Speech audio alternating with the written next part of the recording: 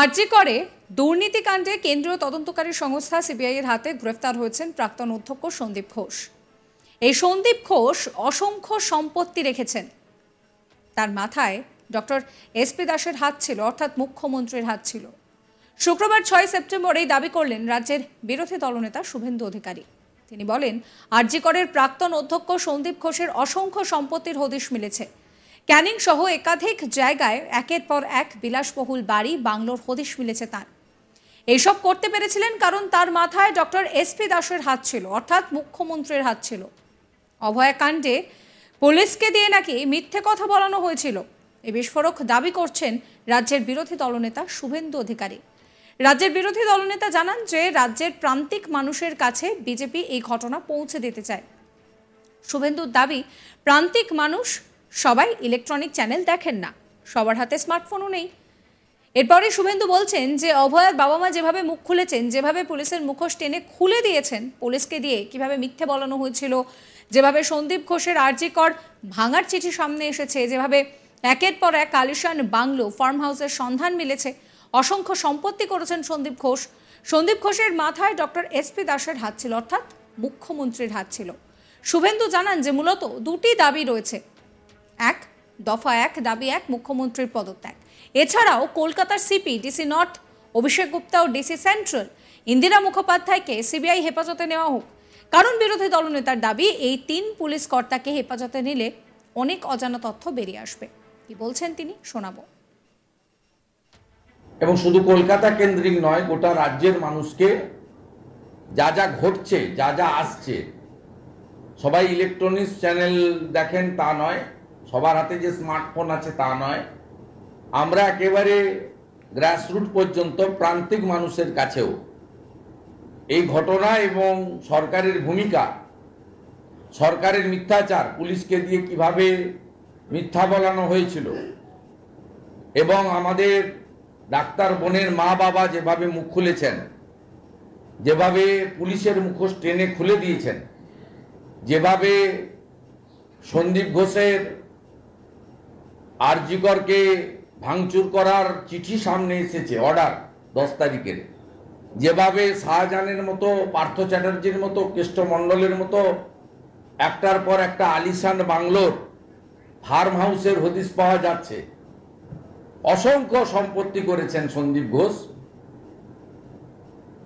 কারণ তার মাথায় ডাক্তার এসপি দাসের হাত ছিল, তার মানে মুখ্যমন্ত্রীর হাত ছিল। স্বাভাবিকভাবে আমাদের সমস্ত রেল স্টেশন এবং বাস স্ট্যান্ডেও লাগাতার পথসভার কর্মসূচি আমরা ঘোষণা করছি। আমাদের এই মুহূর্তে জাস্টিস ফর আরজি কর, উই ওয়ান্ট জাস্টিস, এ তো থাকবেই। সাথে সাথে আমাদের দুটো মূল দাবি, যেটা আমরা ইতিমধ্যে বলেছি, আবারও বলছি, এই দুটো দাবির সমর্থনেই পথসভা বা আন্দোলন আমরা চালিয়ে যাব। এক হচ্ছে ব্যর্থ স্বাস্থ্য পুলিশ মন্ত্রী তথা মুখ্যমন্ত্রীর পদত্যাগ, যাকে অত্যন্ত জনপ্রিয় স্লোগানে পরিণত হওয়া দফা 1 দাবি 1 মুখ্যমন্ত্রীর পদত্যাগ। এটা আমাদের দাবি থাকবে সর্বাগ্রে। আর দ্বিতীয় হচ্ছে কলকাতা পুলিশ কমিশনারের অপসারণ কেউ কেউ চাইছেন, জুনিয়র ডাক্তারদের সংগঠনও চেয়েছেন, আমরা তার হেফাজত চাইছি। সিবিআই তাকে কাস্টডিতে নিক, কারণ তার পিতৃদেব এবং মাতৃদেবী আমাদের ডাক্তার বোনের, তিনি যেভাবে ডিসি নর্থ অর্থ দিতে গেছিলেন, যেভাবে পুলিশ তার ক্রিমেশন কস্ট দিয়ে দিয়েছে, জোর করে বডি নিয়ে যাওয়া হয়েছিল, আমার কথা নয়। গত 2 দিন আগে আমাদের যে কর্মসূচি ছিল গোটা রাজ্য জুড়ে, ঘরের আলো বন্ধ করে রাজ্য জুড়ে আলো জ্বালো, প্রদীপ জ্বালো, মোমবাতি জ্বালো, যে যেভাবেই পেরেছেন করেছেন। সেই দিন ওনার পিতৃদেব যে বক্তব্য রেখেছেন, তারপরে তৃণমূল কংগ্রেসের যে সোশ্যাল মিডিয়া প্ল্যাটফর্ম রয়েছে বা মুখপাত্ররা রয়েছে, মিঠু মজুমদার, কাউন্সিলর পানিহাটি এবং নির্মল ঘোষ কার্যত গান পয়েন্টে পুলিশের সপক্ষে যে বক্তব্যগুলো রেকর্ড করিয়ে ছড়িয়েছিলেন সেটা আবার তৃণমূল ছড়িয়েছিল আপনারা জানেন, এবং তার উত্তরও আমাদের ডাক্তার বোনের পরিবার থেকে দেওয়া হয়েছে যে কার্যত প্রেসার করে আমাদেরকে বলানো হয়েছে, এবং যেহেতু তখনও পর্যন্ত বললে তদন্তের স্বচ্ছতা আমরা আনতে পারবো, গতি আনতে পারবো। মুখ্যমন্ত্রী মমতা বন্দ্যোপাধ্যায়ের পদত্যাগের দাবিতে কলকাতার ধর্মতলায় চলছে বিজেপির ধর্ণা কর্মসূচি। 16 সেপ্টেম্বর পর্যন্ত চলবে এই কর্মসূচি। এরপর পরবর্তী কর্মসূচি ঘোষিত হবে, কিন্তু তার আগে পুজোর মধ্যে বিজেপির ধামাকা প্ল্যান সামনে আনলেন রাজ্যের বিরোধী দলনেতা শুভেন্দু অধিকারী। শুক্রবার 6 সেপ্টেম্বর কলকাতায় মুরলীধর সেন লেনের পার্টি অফিসে সাংবাদিক বৈঠক করেন তিনি বলেন যে দুর্গাপুজোর সময় মানুষের অসুবিধে যাতে না হয় রাস্তায় থাকবেন বিজেপির কর্মীরা। শুভেন্দু জানান যে মুখ্যমন্ত্রীর পদত্যাগের দাবিতে কলকাতা সহ রাজ্যের বিভিন্ন পুজো মণ্ডপের বাইরে দলীয় কর্মীরা ঠাকুর দেখতে আসা মানুষের থেকে স্বাক্ষর সংগ্রহ করবেন। একই সঙ্গে তিনি জানান যে আরজি করের ঘটনার পর থেকে তৃণমূলের বহু নেতা, মন্ত্রী, সাংসদ নারী বিদ্বেষী মন্তব্য করেছেন। তালিকায় রয়েছে 10টি নাম, সেই নামও তিনি বলছেন। কি বলছেন তিনি শোনাবো।